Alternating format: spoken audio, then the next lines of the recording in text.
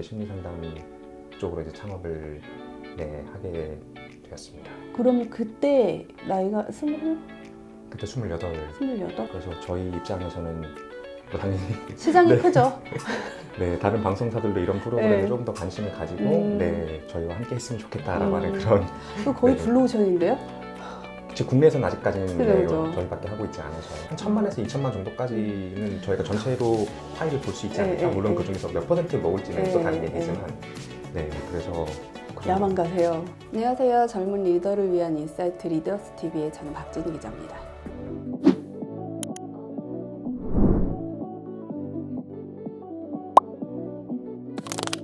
저희가 앞서서 91년생 대표님들 만나 뵀었는데요. 오늘은 더 젊은 대표님을 모셨어요. 93년생이시고요. 31살이십니다. 마음연구소의 최용원 대표님 인사 부탁드릴게요.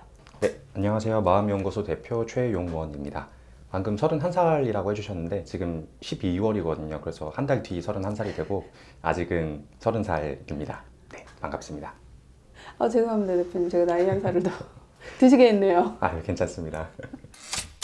마음연구소는 심리 상담을 해주는 곳인가요? 네, 저희가 심리 상담도 하고 있고 사실 이름은 마음연구소라서 이제 마음을 연구하는 약간 그런 기관처럼 보일 수 있는데 방금 말씀하신 것처럼 심리 상담도 하고 있고 뭐 온라인으로 뭐 플랫폼을 만들어서 심리 상담도 하고 있고 여러 개의 또 B2B 서비스까지 하고 있는 멘탈 케어 스타트업이라고 저희는 좀 칭하고 싶은데요. 아직 멘탈 케어라는 단어가 좀 생소할 수 있겠지만 외국에서 좀 많이 유행하는 개념이 있기 때문에 조만간 우리나라에서도 멘탈 케어라는 단어가 좀 더 널리 퍼지기를 바라면서 저희가 멘탈 케어 스타트업이라고 칭하면서 열심히 지금 성장해 나가고 있습니다. 제일 궁금했던 게 B2B가 있더라고요. 네. 심리 상담이. 이건 어떤 메커니즘이에요? 원래 기본적인 메커니즘 같은 경우는 대부분 B2C 그러니까 일반인들이 나 그냥 심리 상담 받고 싶어 해가지고 이제 찾아와서 이제 심리 상담 받고 이어가는 약간 그런 개념이 좀 익숙하실 텐데 이제 B2B라고 하면은 저희가 회사들이랑 계약 혹은 협약을 맺어서 심리 상담을 제공하는 약간 그런 서비스라고 생각하시면 될 것 같아요. 아무래도 직장인들이 좀 마음이 힘들고 뭐 힘들어 하다 보면 당연히 일적인 부분에서 뭐 생산성이라든지 이런 것들이 안 나오다 보니까 회사에서 내부의 심리 상담소를 차려가지고 직원들한테 좀 상담을 받아라 라고 권유하는 그런 개념들이 한 10년 전 정도부터 그렇죠. 자리를 잡기 시작했는데 근데 아무리 회사에서 좀 장려를 하더라도 직원들 입장에서는 내가 회사 내에서 심리 상담을 받으면은 누군가 내가 거기 심리 상담소에 들어가는 걸 볼 거고 그렇죠. 그리고 아무리 비밀 보장이 된다고 하더라도 사실 쎄하잖아요. 여기서 들은 약간 그런 내용들이 그렇죠. 내 인사팀에 넘어가진 않을까, 네. 승진에 문제가 있지는 않을까. 이제 그러다 보니까 안에 있음에도 불구하고 밖에서 심리 상담을 받는 경우가 많다 보니까 그럴 거면 밖에 심리 상담소랑 우리랑 협약을 맺어서 우리 직원들을 보낼 테니까 너네가 심리 상담 해주고 나중에 우리한테 비용만 청구해라.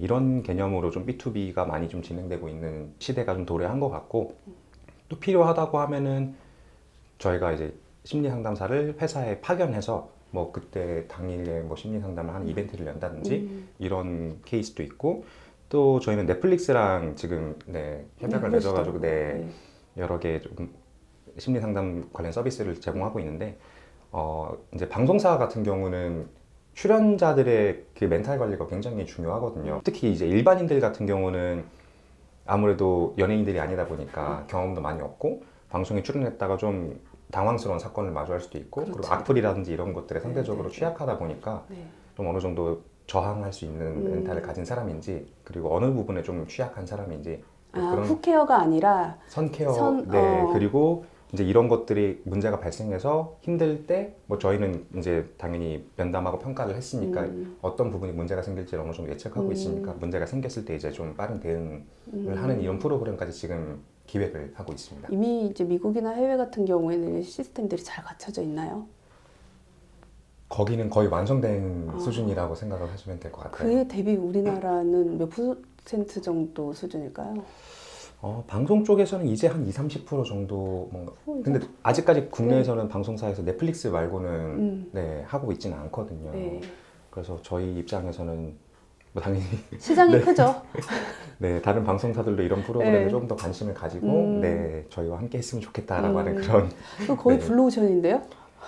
즉 국내에서는 아직까지는 그죠, 네, 그죠. 저희밖에 하고 있지 않아서. 한국 사람들이 아직 좀 상담을 받는다거나 어떤 정신과 이를테면 병원으로 치면 거기에 대한 거부감이 아직 많죠. 이게 통계상으로도 네. 얼마 전에 좀 조사가 된 바가 네. 있는데 우리나라 이제 성인들 네. 기준으로 1년에 인구의 한 10% 네. 정도가 정신질환을 한 번쯤은 앓는다고 해요. 그럴 것 같아요. 네. 10% 이상 될 것 같아요. 사실. 네. 근데 이제 꼭 이제 질환이라고 이제 진단을 받는 그래서 사람들이 기준이니까 힘든 사람들은 훨씬 더 네네네. 많을 거라고 생각을 네. 하고, 근데 이 힘든 사람들 중에서 7%만이 이제 심리 상담소나 정신과에 찾아가서 이제 도움을 받는다는 거죠. 네네네. 나머지 이제 90% 이상은 적절한 도움을 받고 있지 못하고. 근데 이게 어떻게 보면 또 정신과 심리 상담에 대한 인식이나 편견 때문에 그렇다고 생각하시는 경우도 많은데, 사실 또 조사를 해보면은 과반수 그렇지 이상이 내가 문제가 있는 줄 몰랐다. 다 그렇게 사는 줄 알았다. 뭐 그렇잖아요. 뭐 직장 상사가 힘들다고 하면은 힘들고 꾹꾹꾹 참고 다 그런 줄 알았는데 사실 그 사람은 더 민감한 사람인 거죠. 회사 소개를 봤을 때 약간 단순히 상담소가 아니라 그걸 좀 확장한 플랫폼의 역할을 하겠구나라고 생각을 했거든요. 제가 본 그게 회사의 네. 역할이 맞나요? 네, 맞습니다. 이게 저희가 처음에 사실 이런 심리 상담을 하게 된 계기가 네이버에서 지식인 엑스퍼트라고 하는 온라인 상담 플랫폼을 19년 말에 오픈했었거든요. 네네. 그때 주축인 카테고리 하나가 심리 상담 카테고리였고, 네. 그때 저희가 상담사들과 함께 그 심리 상담 카테고리를 함께 만들었어요. 네, 그래서 온라인으로 사실 시작한 네네. 네, 그럼 온라인으로 그 상담자의 사례를 받고 네. 온라인으로 또 그 답변을 해주시고 하는 형태인 네, 거예요? 거기서 채팅이랑 네. 전화랑 네, 뭐 그렇게 이제 상담을 진행을 했었는데 이게 하다 보니까 오프라인이 필요하겠더라고요. 그렇죠. 아무래도 이 네. 뉘앙스와 사람의 우리가 말을 주고받으면서의 뉘앙스와 감정선과 공감이라는 게 있는데 그게 그래서는 사실 힘들잖아요. 네. 그래서 저희가 오프라인 센터를 열고 이제 거기서 함께 뜻이 있는 상담사 선생님들과 함께 이제 활동을 하기 시작했고 지금은 광화문, 여의도, 사당 이렇게 3개 지점을 네. 운영하고 있고 생각보다 근데 확장이 더디긴 한데 네, 그래서 한 서울 지역에 조금 더 확장을 할 계획을 가지고 있기는 해요. 어떻게 심리 상담으로 창업을 하실 생각을 하셨어요? 제가 원래 처음에 저는 회사를 다닌 적은 없거든요. 네, 처음부터 정신과 의사 선생님이랑 같이 좀 사업을 시작을 했어요. 그 정신과 의사 선생님이 정신과 의사들이 운영하는 신문이라고 하는 정신의학 신문이라는 데 거기 회사를 이제 운영하시고 그리고 이제 여기 병원도 네. 본인 병원도 같이 운영하시고 이제 그쪽 사업에 제가 우연히 좀 같이 조인을 하게 돼서 이것저것 컨텐츠도 뭐 기획하고 만들고 네, 뭐 병원도 좀 관리하는 법도 배우고 이제 열심히 나름 노력을 했는데 물론 제 능력 부족이었을 수는 있겠지만 이게 생각보다 회사가 성장하는 속도도 좀 더딘 것 같고 그리고 이 온라인 매체라고 하는 게 사람들한테 어떤 영향을 주는지를 좀 측정하기가 굉장히 어렵더라고요. 이게 사람들이 정신과에 대한 좀 편견이랑 이런 것들을 타파하고 힘들면은 적절한 도움을 받아라라고 하는 취지에서 만들어진 신문인데 네. 이걸 알리기만 해서는 사람들한테 영향을 주는 게 좀 한계가 있더라고요. 그렇죠.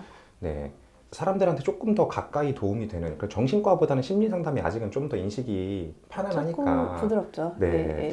그래서 이쪽 시장부터 좀 뭔가를 해결해 나가야 결국에는 알리는 것도 중요하지만 바빠 있는 것도 중요하니까 그래서 저는 알리기 위한 경험도 있으니까 그래서 사람들이랑 조금 더 가까운 좀 더 편안한 네, 이런 쪽으로 이쪽으로. 문제를 해결해 나가보자 네네. 라고 해서 이제 심리 상담 쪽으로 이제 창업을 네, 하게 되었습니다. 그러면 그때 나이가 27?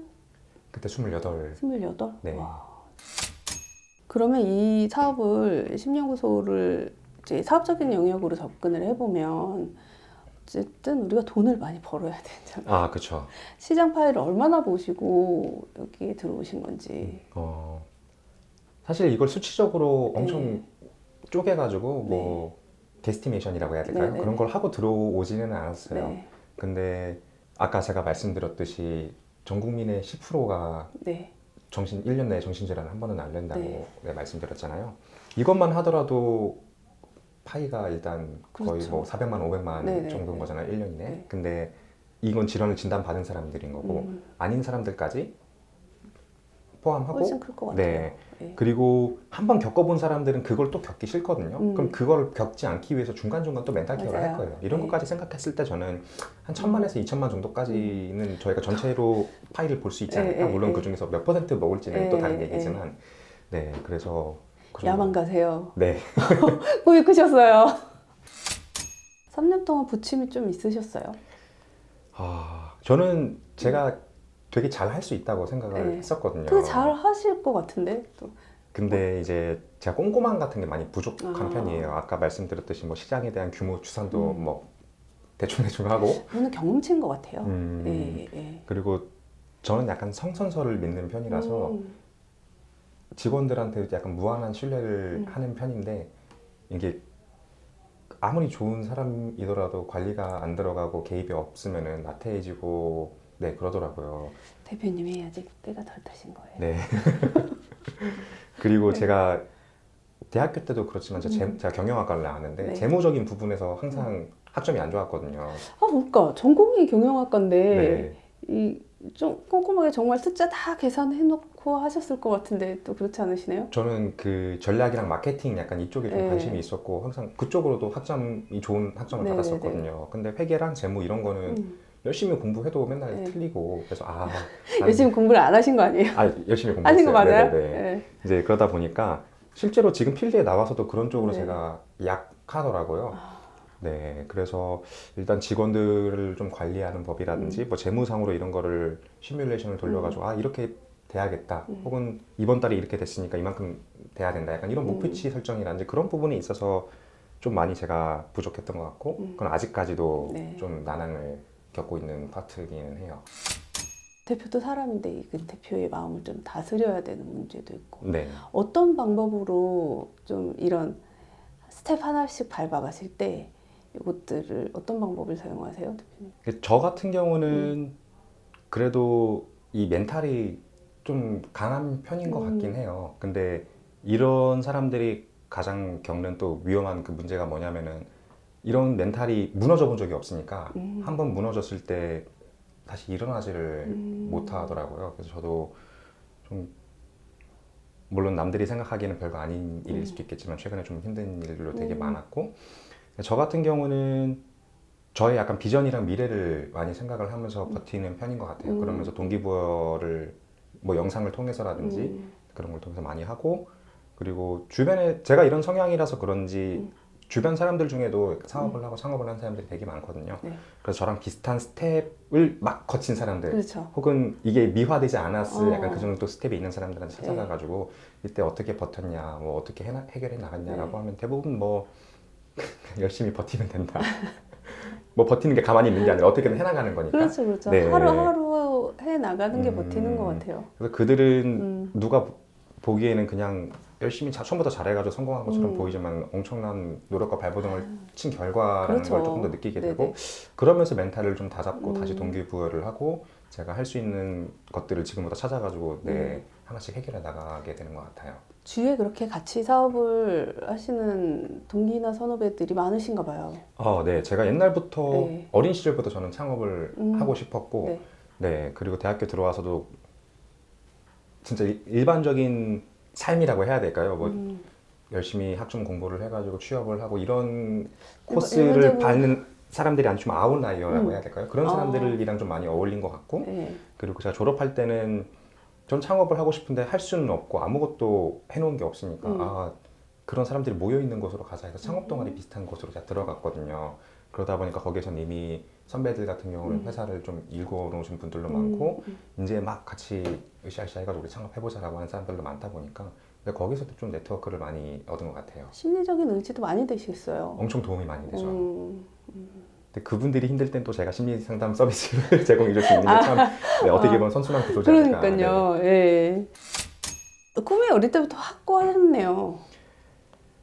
그쵸. 어. 네. 그러니까 저는 뭔가 옛날부터 역동적인 걸 좋아하고 뭔가 변화하는 거를 좋아하고 그 루틴한 거를 싫어하고 지금 되게 정적으로 보이시거든요, 대표님. 네. 가만히 앉아 있을 것 같고 하루에 저를 3마디밖에 안 하시고. 저를 아는 사람들이 보면은 네. 굉장히 놀랄 것 같긴 한데 제가 대학교 1학년 때 들어가자마자 어떻게 그 선배를 통해서 외국계 대기업에 네. 네, 프로젝트를 들어가게 됐거든요. 아. 대학교 1학년 아무것도 네네네. 모르는. 네.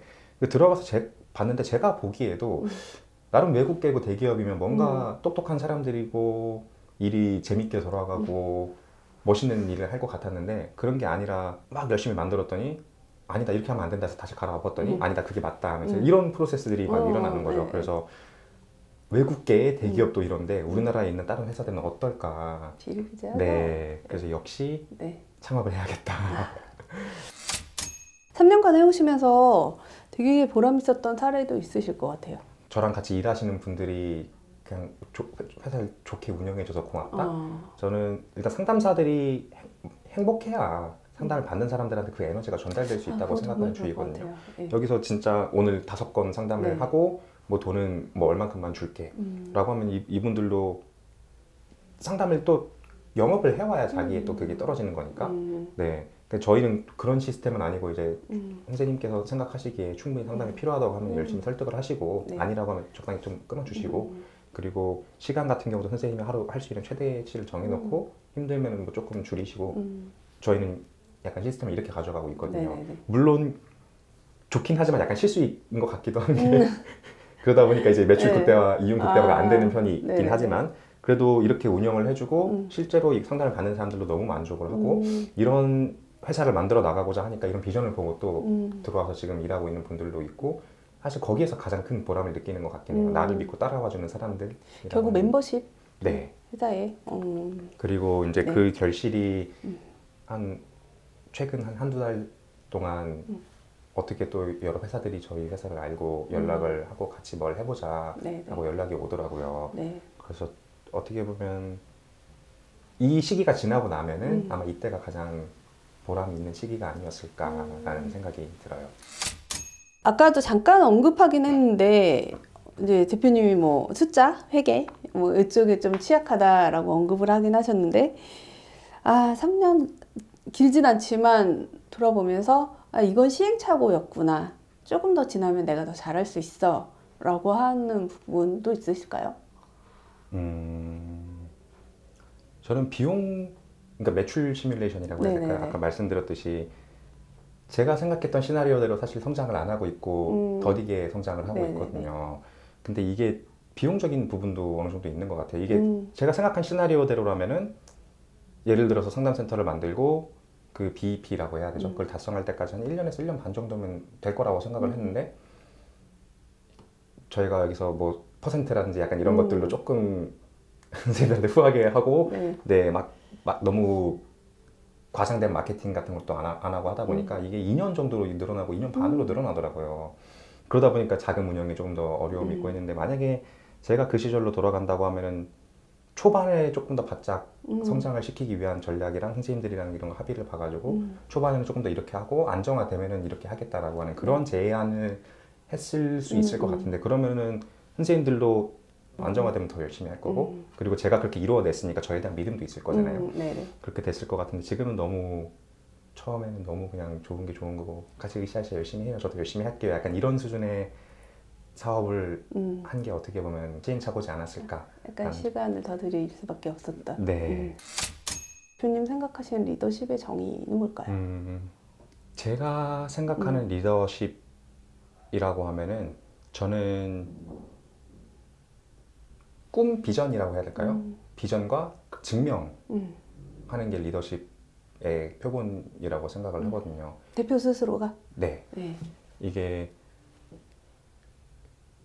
꿈이랑 비전이 없으면은 사실 사람들이 따라올 이유가 없다고 생각을 하거든요. 어느 방향으로 가야 될지도 모르죠, 사실은. 네. 팔로워들은. 네. 뭐 아무리 급여를 주는 사장이라고 하더라도 그러면은 이 급여를 주기 때문에 뭐 라이프가 안정되기 때문에 회사를 다니는 거지 저를 따라오는 건 아니라고 생각을 해요. 사실 저를 따라오게 만들려면은 저를 따라올 만한 유인이 있어야 된다고 그렇죠. 생각을 하고 그게 결국 꿈이고 비전이고 근데 이게 허황되면은 떨어져 나가잖아요. 네, 그러니까 이걸 증명을 해내는 게 결국 리더의 덕목이라고 생각을 하고 그리고 증명을 했을 때 이걸 따라와준 직원들한테 이제 적절한 보상이라고 해야 될까요? 네네. 네, 이게 어떻게 보면 그 리더십을 또 유지하고 서로 돈독한 관계를 만들어 나갈 수 있는 그런 체계지 않을까라고 맞아요. 네, 네. 생각을 해요. 우리가 쭉 인터뷰를 해오면서 저도 느낀 게 직원분들은 그 보상을 제대로 많이 해줄수록 팔로우십은 좋아지는 것 같아요. 선생님 읽어보신 책 중에 리더로서 이런 책들은 꼭 리스트에 한 권씩은 가지고 있어야 되겠다라고 추천해 주실 만한 책이 있으실까요? 사실 제가 책을 안 읽는 편은 아닌데 네. 저한테 이 책은 무조건 막 도움이 된다, 자기 개발에 도움이 된다. 인생책 뭐 이런 거. 그런 거는 어떻게 보면 그 대표라는 네. 이 역할을 벗어나서 네.